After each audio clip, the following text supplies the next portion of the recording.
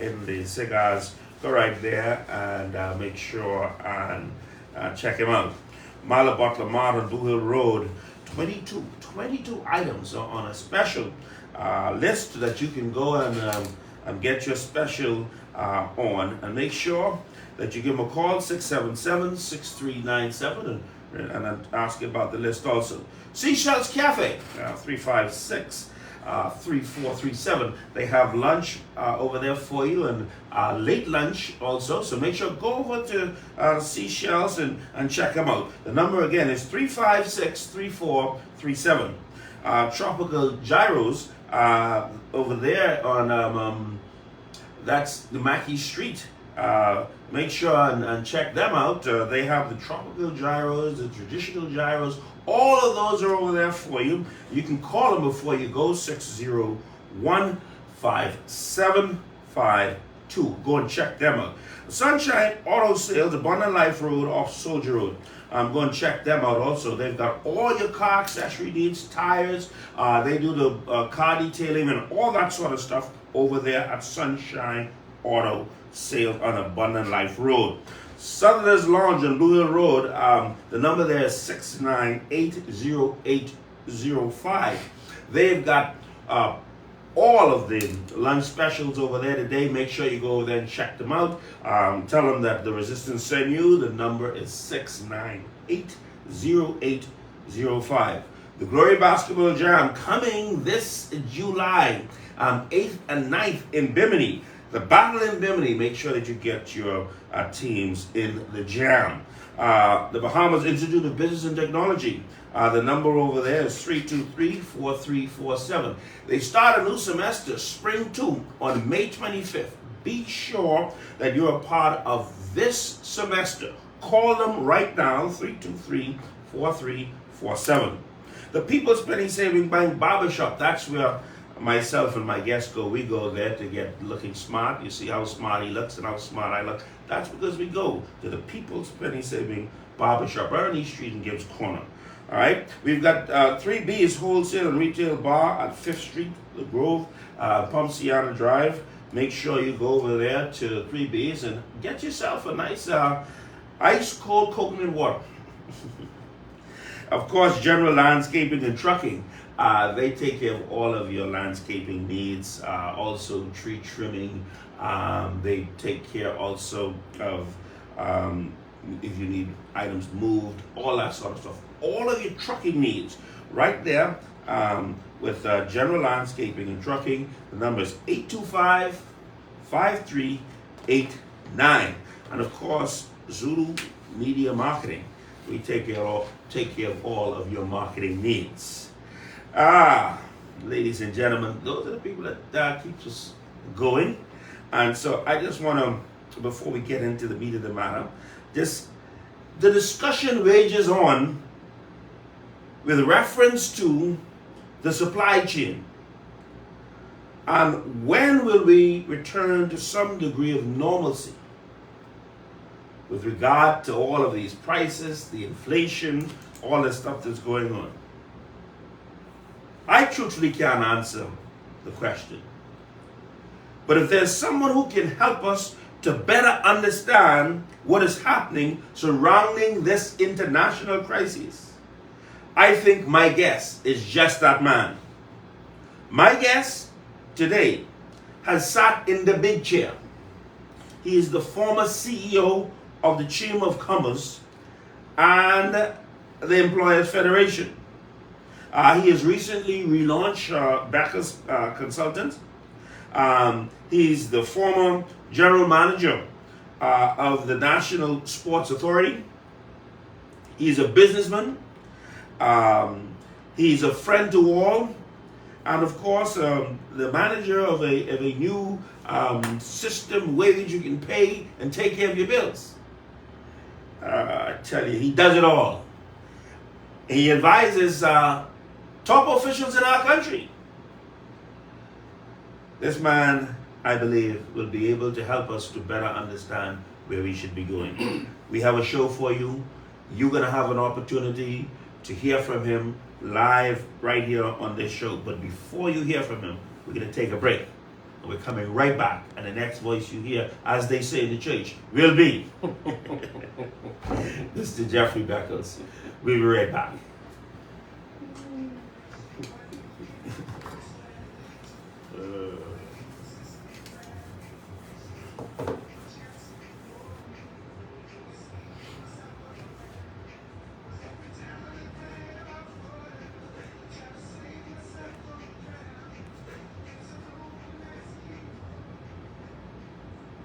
Lowest prices in town. No one beats Martha Buckle Mart prices. Weekly specials featuring 22 store-wide items. We have fresh meat selections with a butcher on duty, fresh fruits and vegetables, dry goods, detergents, toiletries, and much more. Come on in and encounter a real behemoth shopping experience. We're on Lewin Road North. Mondays and Thursdays, 7:30 a.m. to 7:30 p.m. Friday and Saturday, 7:30 a.m. to 8 p.m. And Sunday, 7:30 a.m. to 2 p.m. We accept food services cards and we ship to the Family Islands. Give us a call at 323-5422.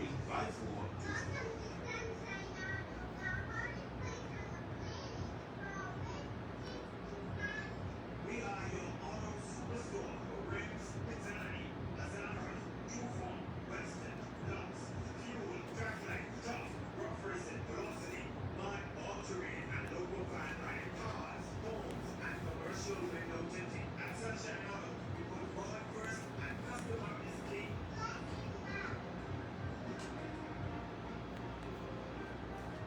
Hey, ready? All right. Ladies and gentlemen, we're back here live on the Resistance here, Global 99.5 FM. Please let us now hear from the man himself, Mr. Beckles. Mr. Beckles, please say hello to our listeners and hello to the Bahamas. Thank you. Good morning, Ricardo. Good morning, everyone. It's good to be here with you today. Looking forward to an engaging conversation. Okay, Mr. Beckles, I talked a little about you, so we'll give you an opportunity to say a little about yourself and exactly what it is you do. I know you got a lot of stuff going on. Well, thank you, Ricardo, and thank you for those kind words. And my latest initiative is Island Pay, which is a fully Bahamian-owned digital payment platform that is meeting the needs of over 40,000 Bahamians. And today, as we talk about supply chain and how it's impacting us, one of the ways that the Bahamas has to adapt and adapt quickly is the way we pay. We've moved from an era, we are moving swiftly from an era where cash is king to where cash is going to be less king and more subject to. And so cash is being replaced with digital payments, and that's where we're leading the way in the country. We've been extremely involved in the Sand Dollar, developing and expanding the Sand Dollar ecosystem with our global MasterCard. That's the first card that was attached to a digital currency ever produced in the world, behind the Bahamas being the first country to launch its digital currency. So we have been taking some giant steps on the global stage, and I don't know that there are a lot of Bahamians who really appreciate the magnitude of what has been done in the Bahamas over the past 2 to 3 years in this space. So we were very excited about it. As I said, we have 40,000 Bahamians using our payment solutions as we speak. And I know we're not a sponsor with you today, but I want you to know that a part of my being here today, we're going to leave you with 2 $50 gift cards. Wow. Prepaid MasterCards to give away to any of your listeners. Wow. Even if you, in fact, if you want to join the sign up this month before the 18th, you can probably enter to win any of one of our 5 luxury vacations we're giving, weekends that we're giving in Florida. Wow. Inclusive of air, ground, hotel, and $1,200 of spending money. So, and you'd ask yourself a question, who would do that? Only people who are serious about their business would do that. Yes, yes sir. Ladies and gentlemen, not only is he a man after my own heart, you see that he's already just jumped in and give us $100 to give to you, the people, who would definitely benefit. Well, if you want to benefit from those gift certificates, you better call in, because I'm not going to just give it to anybody. Okay? Make sure you have a good question, and we're going to definitely share the love, share the joy that companies such as Island Pay are spreading in these very difficult times. Mr. Beckles, just jumping right into it.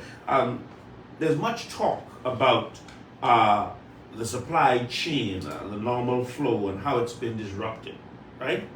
Help us, Mr. Beckles, first to understand what is the supply chain, and how does it work, and what has been disrupted. Well, essentially, the supply chain speaks to goods and services, more so goods, where goods are raw materials are turned into consumable products, and the process it takes to deliver it to the consumer market. Obviously, global events have interrupted that. We saw it with Dorian, we saw it with the pandemic. We're now seeing it further exacerbated by the war in Ukraine, where we are being impacted because manufacturing stops. When manufacturing stops because raw materials can't be harvested. Yes. So raw materials can be harvested, so manufacturing slows down. If manufacturing slows down, then the wholesalers can't buy, and if wholesalers can't buy, it's because shippers can't ship products because they're not being produced, and then so wholesalers can't buy. If wholesalers can't buy, then the retail distribution network is slowed down, and when that slows down, it means then the consumer is going to have either scarcity or none at all. And so that has knock-on effects at every stage of the game, from harvesting of the raw material to providing it on the shelf where the consumer can actually have access to it.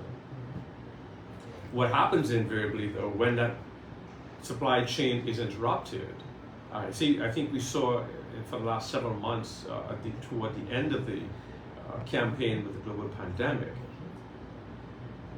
harbors and shipping vessels were backed up because when manufacturing stopped, nobody was able to move to get materials off of vessels into the manufacturing plants so that those materials can be converted to consumable items to put back on the ships to come from the east to come west. Right. And so we saw that, and so we go to the ship. In fact, we're seeing it right here in the Bahamas, where we're going to the shelves at the stores, and you're finding less items of the brands that we knew. We're finding more and more responses from wholesalers and retailers saying, well, we don't have it. We'll probably have it in about 6 months, 3 to 6 months. We've never seen that. And so on the ground, Bahamians are beginning to feel the pressures and the impact of how global supply chains impact us right here in our country. And the last thing I'll say before we move on that is, I think it's the opportunity for us to assess in the Bahamas these global events and how they impact us. What are the things that are necessary for us to do in the first instance to ensure that we have a plan to mitigate its impact? These global events over the last several 10, 12 years have been good indicators to us here in the Bahamas that we need to pay closer attention to global events and how they impact us. Today, we've seen what the pandemic can do, where we just couldn't get access to anything or fewer things. Today we saw where larger countries, producing countries, are prepared to protect themselves and their citizens first, and the rest of us who don't produce, well, we'll get if anything is left. We see now with the war in Ukraine, the impact on food prices as it relates to corn, wheat, and grain. The average Bahamian, the average person in the world, didn't realize how much grain Ukraine produced, yes, and how that production slow will affect our food, yes, and the pricing of our food. Yes. And so these are great lesson opportunities, they're valuable opportunities for us to assess in the Bahamas how global events affect us and what things we need to do to mitigate them. That in a nutshell. I mean, on the top of this, see, because this obviously has caused the rise in prices, right? Scarcity always, causes people to, the one who comes with the most money. That's who gets it. I mean, that's the way it works. But now tell me, with all of this happening to us, this morning I read in the papers and the daily saying that there would be no new taxes. Can we rely on that? I mean, can we rely on that based on the fact that the government is definitely going to need more money to be able to maneuver? Where will they get the money from? I don't know, but I've seen them throw out some things out there. I didn't take the Minister of National Security lightly when he said there has to be an increase. the Prime Minister came behind and said, well, there won't be an increase. However, he said, not at this time, meaning that there will be. There will be. And so across the board, we're going to have to look at it. There's discussion about breadbasket items. There's discussion about breadbasket items, about why don't we take the VAT off of it so that we can give some relief to the consumer, particularly those who are less fortunate among us, because those are the people who sort of cling to those items, which is the largest group of people that are the largest consumer there with regard to this particular item. So, can we expect no new taxes? Well, I think when I hear this narrative back and forth about taxes or no taxes, new taxes, new increases, I like to go back to the facts of the matter. The country operates off revenue. Yes. And it's Yes. derived from taxes. Yes. The country runs a deficit. Yes. Either a deficit or a surplus. In our case, we run a deficit. The reality of it is that the deficit and the revenue streams have to come from minimal sources. Either going to come from a combination of taxes that will involve corporations, businesses, and us, the citizens of the country, right? At the end of the day, whether one says that there's a need to increase or there's no need to increase, the fact of the matter is the country needs revenue in order to operate. Where the administration plans to get it from, that's a different story. At the end of the day, however, Ricardo, what has to be understood is just those facts. We need revenue.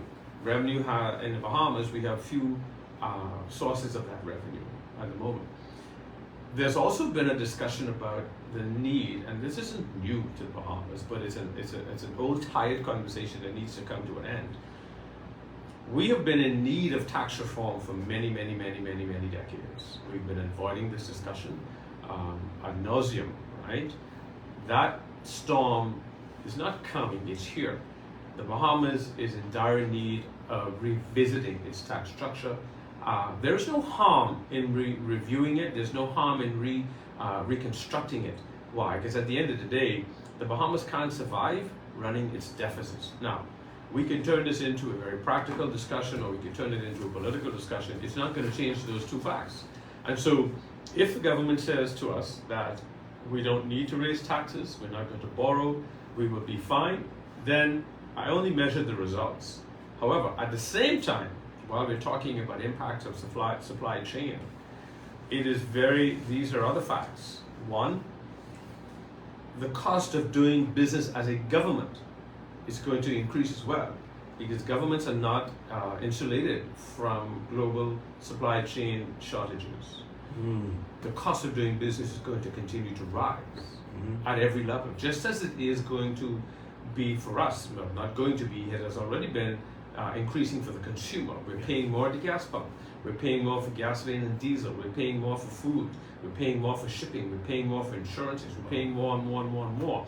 So at the end of the day, these are the facts of the matter. So at the end of the day, if the government has a solution that offsets its cost of doing business today, in today's world, even with its deficit, fine, more power to them. But the reality of it is, we can't continue to run the level of deficits as we do, as a fact, and operate at the level that we do and impact or reduce that deficit. It's just not possible to do it. So, and that's not a political statement, that's a factual statement. However, if you as the administration tell me all is well, then I'm going to be looking to measure the results, because at the end of the day, we must make progress. Doesn't matter who does the math, we have to make progress. Right. There you have it. I mean, the fact of the matter is that you're gonna have to find ways to raise money. You have to. The government has to find ways. Let's take it back to the average listener, the average home that we're talking, in whose ears we're talking right now. The dollar in 2019 got us more than it is getting 2.5 years later. Inflation has hit us. The cost of living versus the cost of doing business for business, those costs are rising every single day. So today, my dollar that I spent in 2022 versus 2019 may be only getting me 80 cents of value based on the impact of cost of living, inflation, all of these impacts.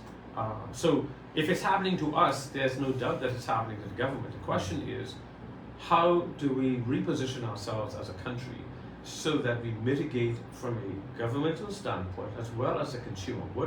How can we balance this so that the impact on the consumer is not so burdensome? Not being political, but tell me, what do we now say about Dr. Minnis? Is he a prophet?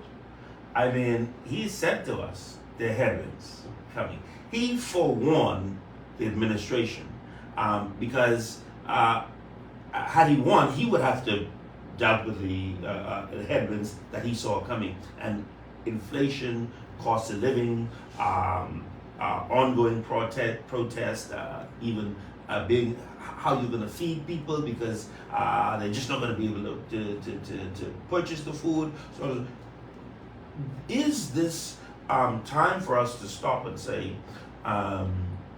we need a plan going forward? Because what I'm not seeing,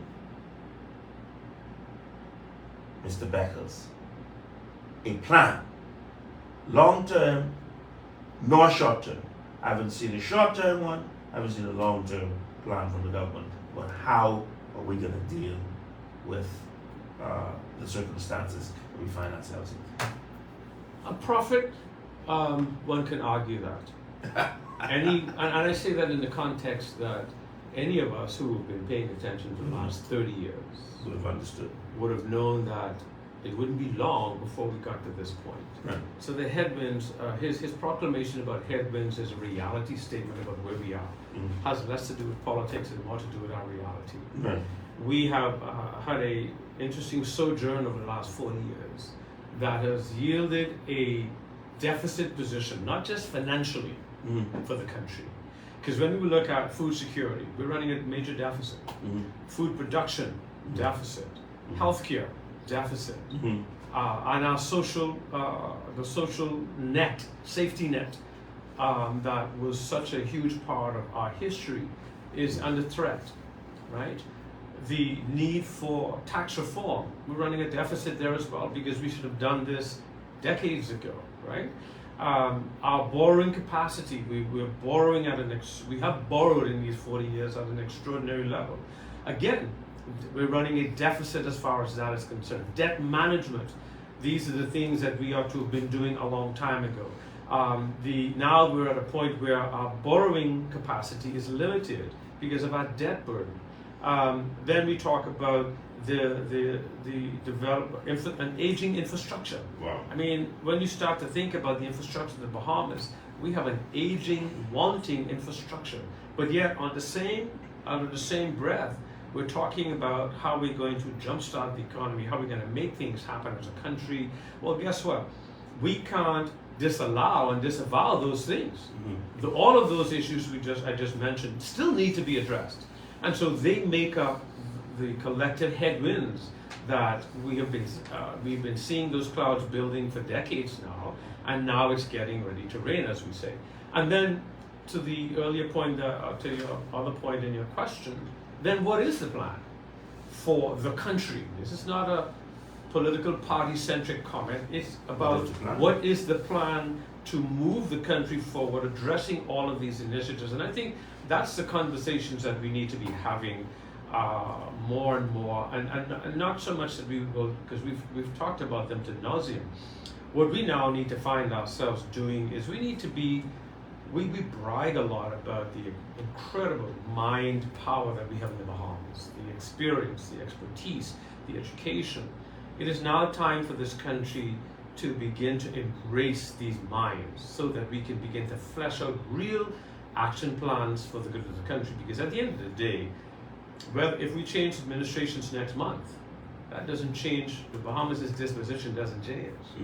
All we would have done is change administration. We have the same problem. And I think it's high time that we raise the conversation beyond that. And this is what I say when I talk to leaders, whether it's political leaders or corporate leaders. Look, we've talked a lot about what, but we need now talk about how. how are we going to move this country forward? Because at the end of the day, these burdens that we just finished talking about are not alleviated by talk. We need structure. Well, speaking of structure, we need structural reform too, and legislative and administrative reforms. If the country is going to operate more efficiently and more effectively, more accountable and more transparent, we need the changes to be put in place to enable that. So I think the time has come for us to recognize that these headwinds that have been spoken about are very real. Just as Shaw and you are sitting here talking, those headwinds are very real. It's time for us to turn the talk now into real action, and the same Bahamian pride that we have talked about for decades. Allow that same Bahamian pride, allow the same Bahamian expertise. We have some serious globally exposed individuals in this country who have the ability to contribute to constructive plans that will Allow put them this to be a part country. of it. We have to. And the time has come for us to slam that door shut on that kind of backward thinking and start thinking about how do we embrace the skill sets, how do we embrace the talent, the global perspective of the Bahamians who are willing to, by the way, to contribute to that discussion. All I can say is this. If you are talented and anybody criticize you, you can take a page out of one of our consultant's book.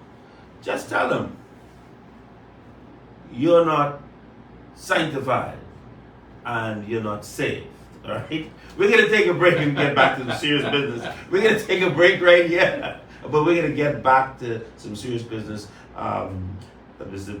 Beckles hit the nail right on the head. We've got to get our trained, exposed people who have some of the answers that we need around the table. We're gonna take a break. And we'll be right back. Professor, you were asking about what we're gonna do.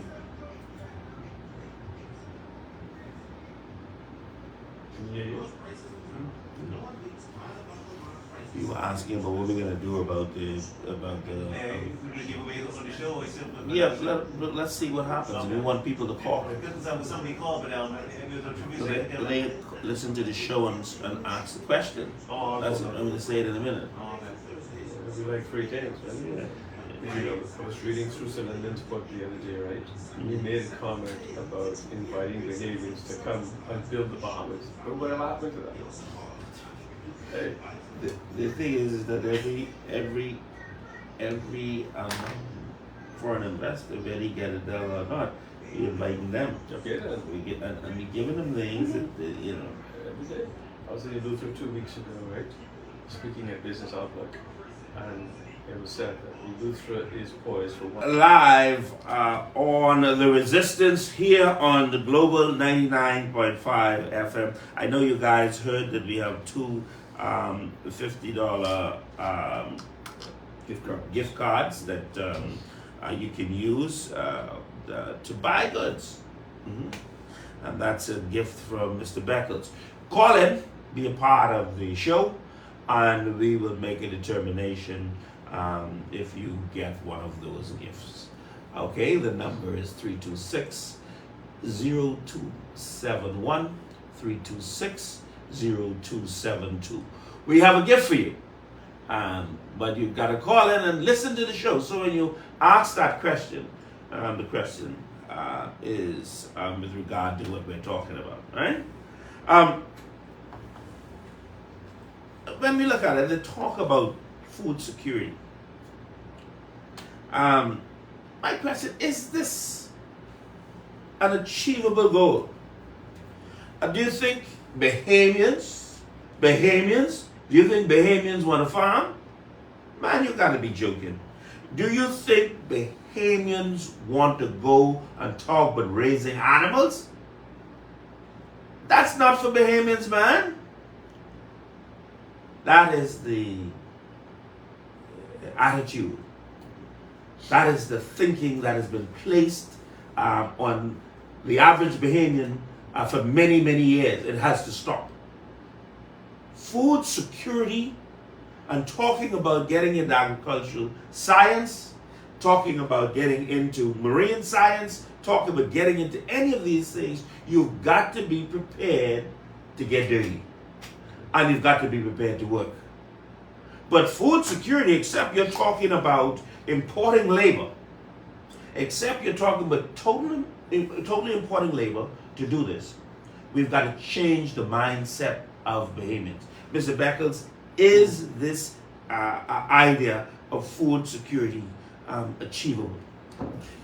It is, but I must hasten to add that it's no laughing matter. The country has to do better. We've been talking about this for decades, right? We did have a period in our history where we were spoiled when we were told, we're not to be, we're going to raise above fishing, above farming, and all good, nothing wrong with that, but not to the point of dismissing farming and food production, because farming, agriculture, let me use that term, is a lot more broad than just farming from the soil and fishing.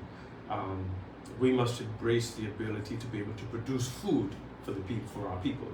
We have been a country prone to imports. 90% of what we consume are imported. So it can be. However, I think you're right. The mindset needs to change, right? Because farming has changed. New technologies, new innovations have enabled us to produce food at a more sustainable rate, right? Now there are new drought-resistant techniques, etc., etc. There's vertical farming, hydroponics, etc. Same thing with fishing. We don't have to fish with a single line anymore. Technologies for fishing, safe, responsible, sustainable fishing, all those technologies and innovations are available. To the extent that we are not embracing them is a deficit for us. And I believe that we have to be able to change this narrative, right?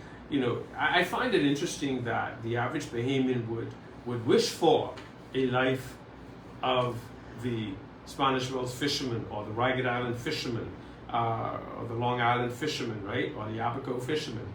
But the average Bahamian is not prepared to do the work, right? Because we don't want to work that hard. We don't want to sweat that much. No. But at the end of the day, if that is your thinking, then why not embrace the technology and the innovations that are available for farmers and agriculturalists and fishermen? Will it require work still? Yes, but not to the degree that your grandfather had to work. And so if we're going to mitigate the challenges of food insecurity, and the primary challenge with food insecurity, contribution to food insecurity, is availability. If you don't have it, if the other guy says, I can't sell to you because I got to feed my people, we're locked.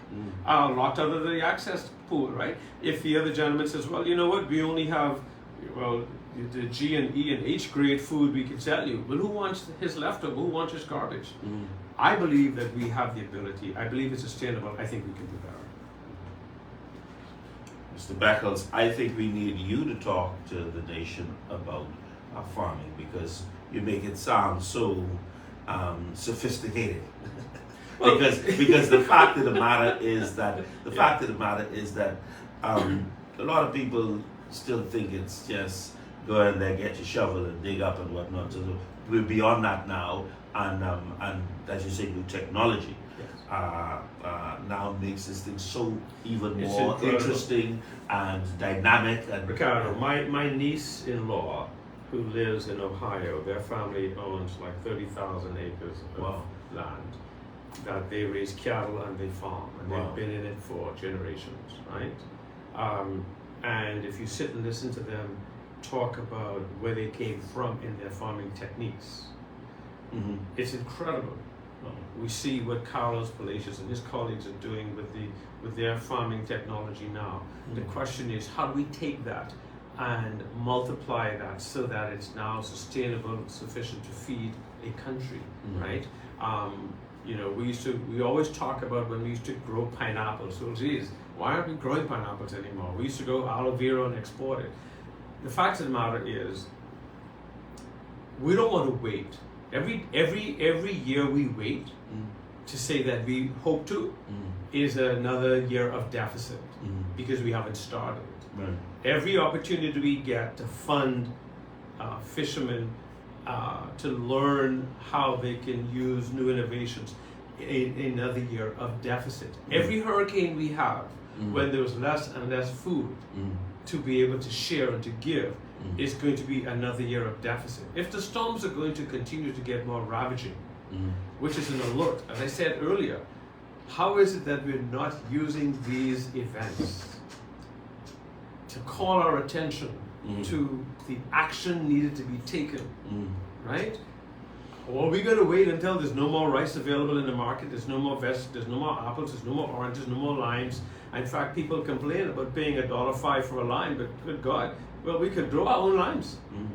The point is, here again, we need to stop the lollygag talking about, oh, I wish, and start doing it. And every year that we wait to start farming, to start investing in new technologies, or if we don't want to do it, look, there are people in the South from here, Central and South America, North America, around the world, who would be happy to come to the Bahamas and use our land to farm and raise cattle responsibly and sustainably, so to provide food.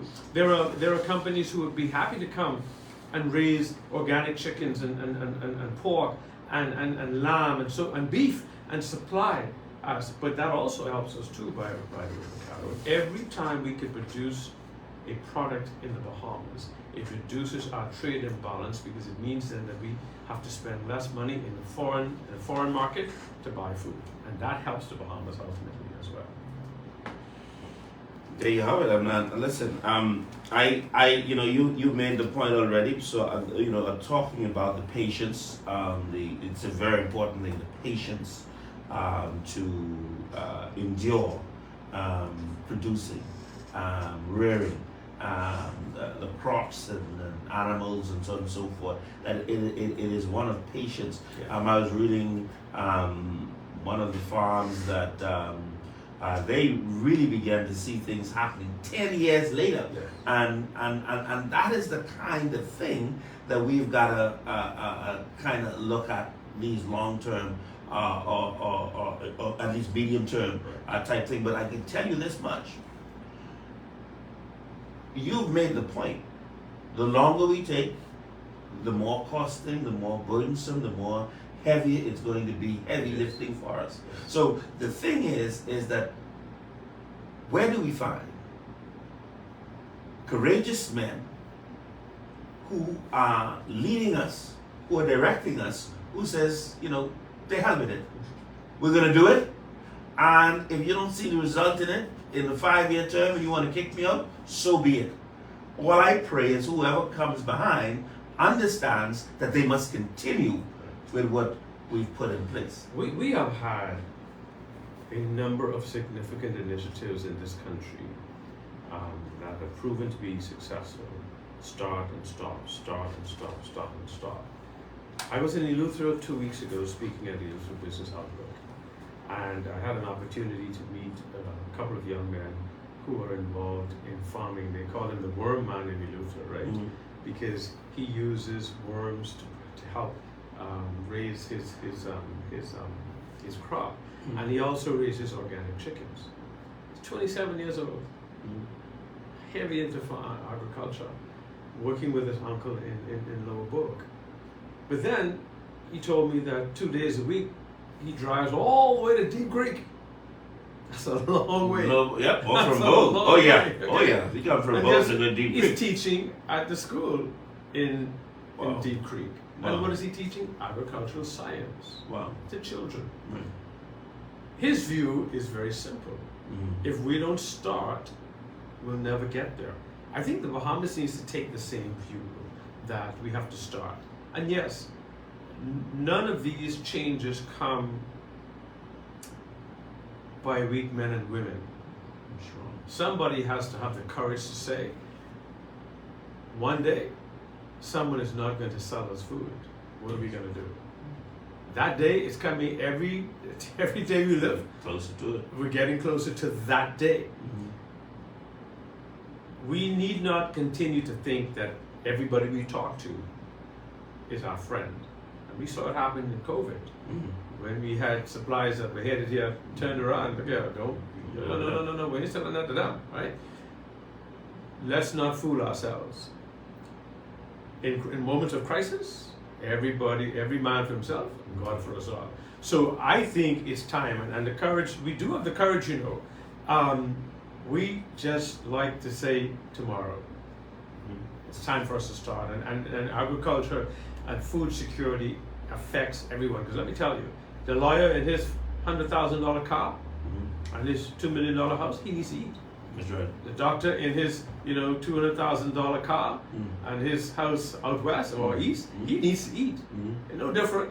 Food affects every one of us. Everyone. And so the degree to which we need to focus on that, this is not just an over the hill issue or east or west issue. This is an everybody issue, and we need to give it that kind of attention, just as we give to all these other issues. Well, we're going to take a break. This is the final break of the show. But I want you to know, those listening, please give us a call. 326-0271, 326-0272. Give us a question. You may get an opportunity to win one of these or two of these prizes that we have here for you today. All right? We're going to take a break right here, and we'll be back.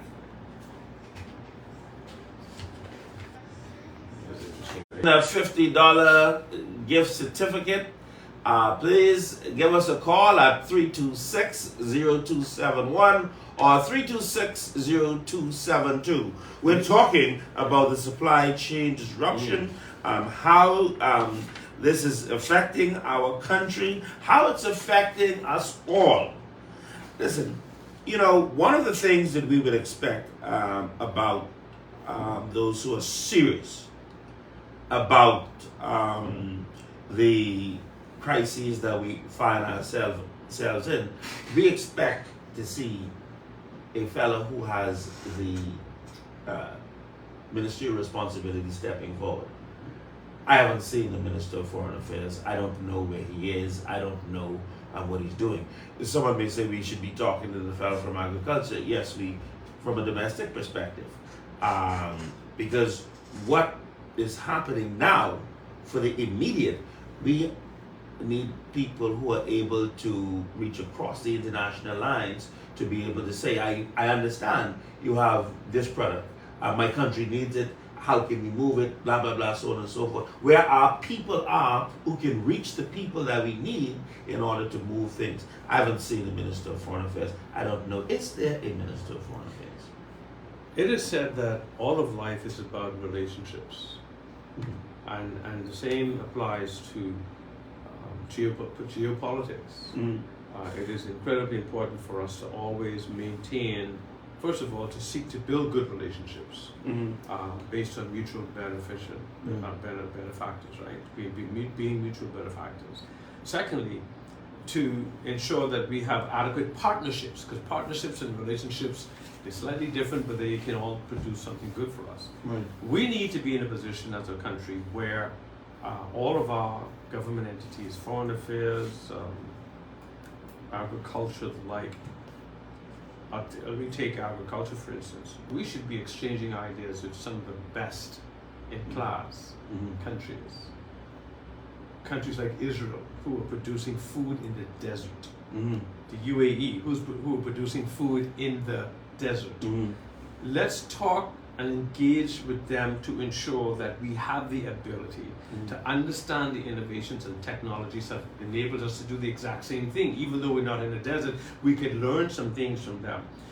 Those avenues come from a point of relationships, whether it's foreign affairs or some other ministry. The point I'm making is we should be looking at establishing those political relationships that enable us to have access to these technologies and know-hows, to where our Bahamians can be afforded the opportunity to go and learn these new technologies with a view of coming back to the Bahamas and beginning our own initiatives in those regards. So I think there's a role to play for government ministries and agencies like foreign affairs, like agriculture, and any other ministry where we are able to have good relationships with good exchange opportunities for the advancement of the Bahamas.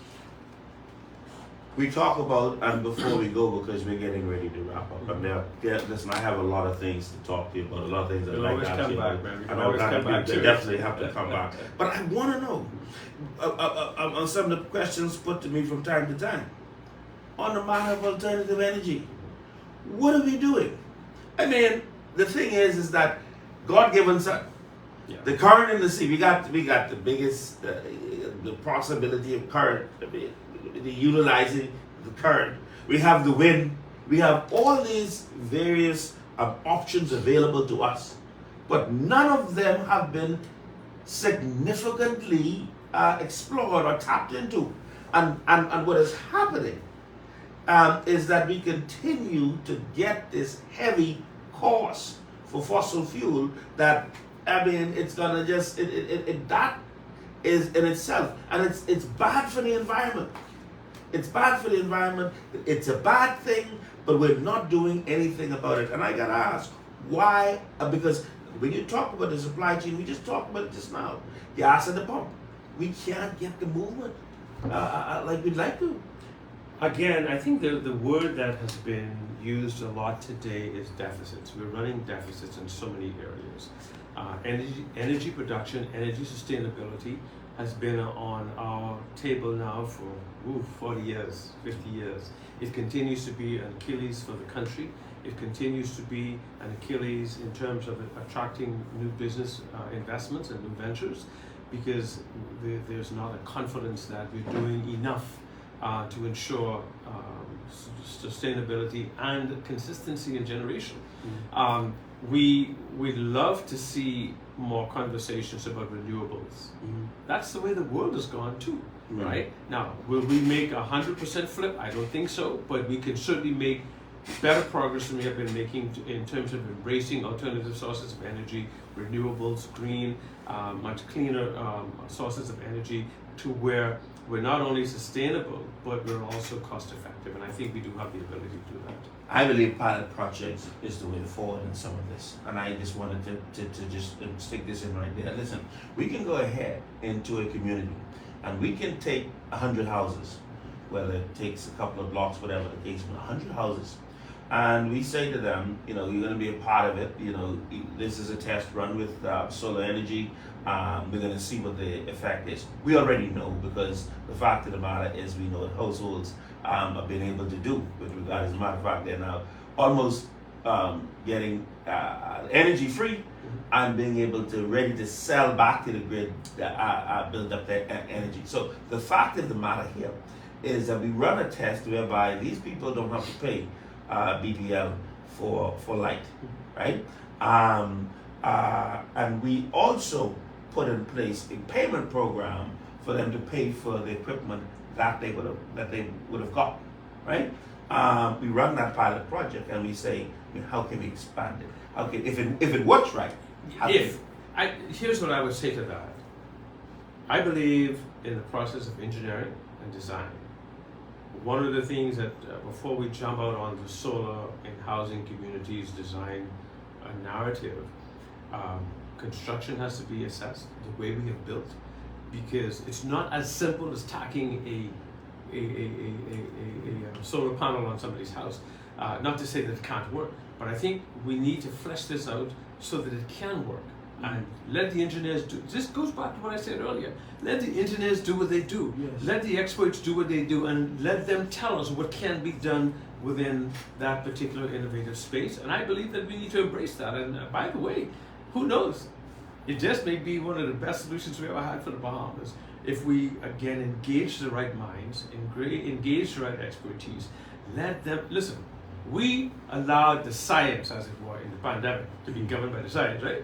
Well, so what's wrong with us engaging the engineers to tell us what's needed to be done in order for us to achieve success in this area? No, I hate to say it, the difference is you had a scientist in charge of the country, and now you have a lawyer, so we go back to operating. But the talent pool is still there.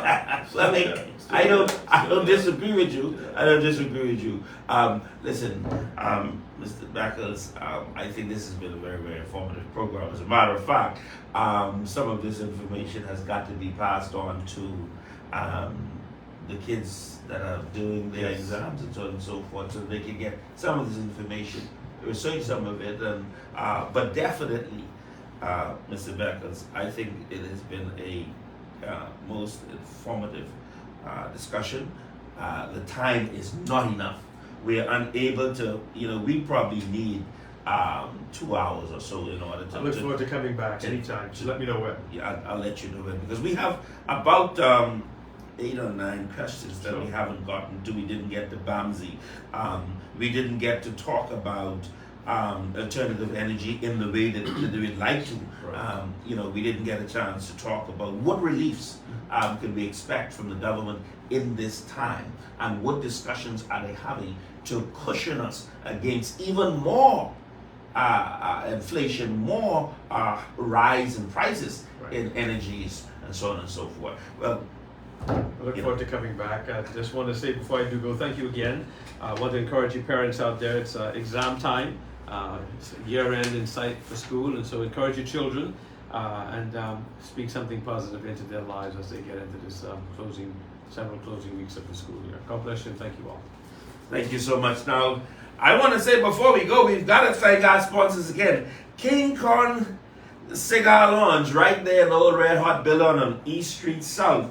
Make sure that you go down there and decide whether it's going to be the Rocky Patel, whether it's going to be the Alec Bradley, whether it's going to be Jaime Garcia, maybe some, I don't know, the Flathead, whatever you choose. We have them right down there at the King Kong Cigar Lounge. We got Marla Butler Mart on Blue Hill Road, 677-6397. Please go over at Marla Butler Mart, stop over and check it out. 677-6397. Seashells Cafe, 356-3437. Go over to Seashells and have yourself some lunch. Tropical Gyros, 601-6752. The tropical, if you like it, with the mango, with the pineapple and all that sort of stuff, or just traditional. You can just go ahead, go over and see Chef over there. Chef Coleman, that is. Okay, we've got Sunshine Auto Sales, Abundant Life Road, off Soldier Road. Just make sure and go over there and see Sunny. We've got all your car accessory needs, and of course the detailing and all that sort of stuff for your car. Sutton's Lounge on Blue Hill Road, 698-0805. Go over there to Sutton's Lounge and be sure and select one of the lunch items or stay around for the evening. They have activity there straight through the day. Glory Basketball Jam, the battle in Bimini, don't miss it. Be a part of this. Make sure that your team is a part. The Bahamas Institute of Business and Technology, 323-4347. Make sure that you get this opportunity to participate in the upcoming Spring 2 that starts May 25th. Call them at 323-4347. The People's Penny Saving Bank Barbershop, East Street and Gibbs Corner. Of course, make sure you go over there to get your haircut at the People's Penny Saving Bank Barbershop. 3B's Wholesale and Retail Bar at 5th Street, The Grove, and Ponciana Drive. Make sure to stop over there and get yourself a cool off. The General Landscaping and Trucking at 825-5389. Go over to, make sure you give them a call and they can take care of all your landscaping and your trucking needs over there at General Landscaping and Trucking. Ladies and gentlemen, and be sure Zulu Marketing will take care of all of your marketing needs. Thank you. I'm Cigar Bill on top of the hill, and I can tell you that's it. That's all. Thank you so much.